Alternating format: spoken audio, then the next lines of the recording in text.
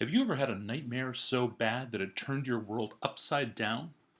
Such a dream is the subject of a painting by Swiss-born artist Henry Fuseli.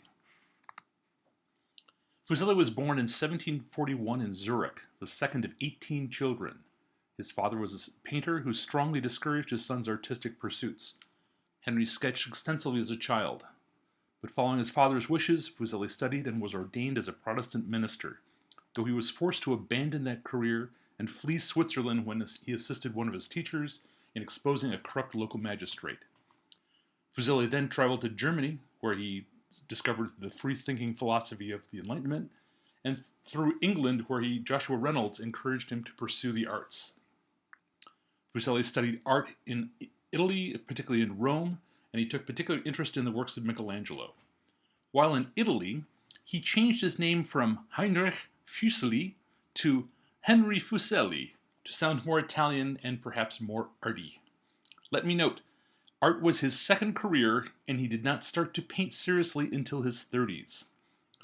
Fuseli settled in Britain, where he wrote and translated works on a variety of subjects and painted.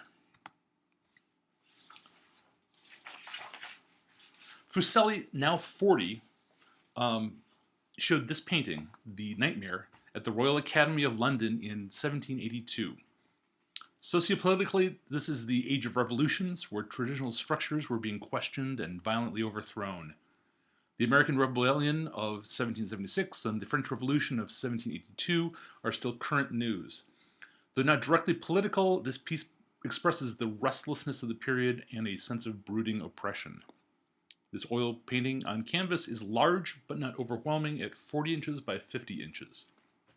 A swooning form is weighted down by the solid mass of a devilish imp who rests on the sleeper's belly. The lines of the sleeper's arms and legs, as well as the folds of the bright red drapery at the background, all direct attention to this imp or goblin.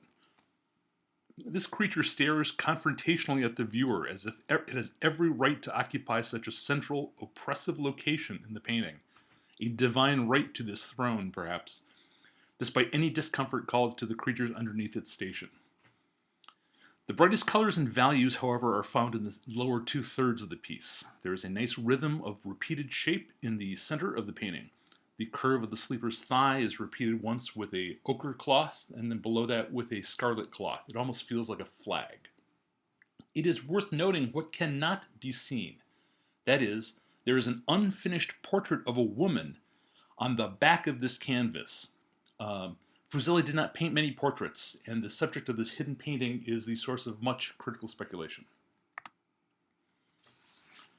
Though not exactly the internet, images did travel around back in the 18th century, conveyed by engravings like the one seen here on the left by Thomas Burke.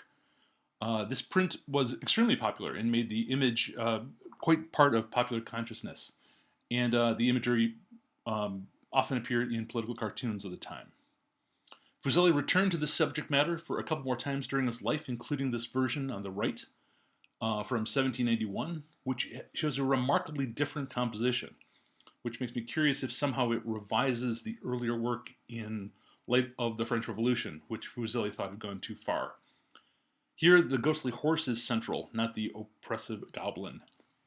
It might be noted that the word nightmare etymologically does not derive from the word for female horse, but rather from the word mara, or evil spirit. In a sense, the horse in these paintings is a visual pun of sorts. Supernatural themes and erotic bedroom subjects continue to preoccupy Fuseli's work throughout his life. Fuseli was painting yet another version of the nightmare when he died in 1825.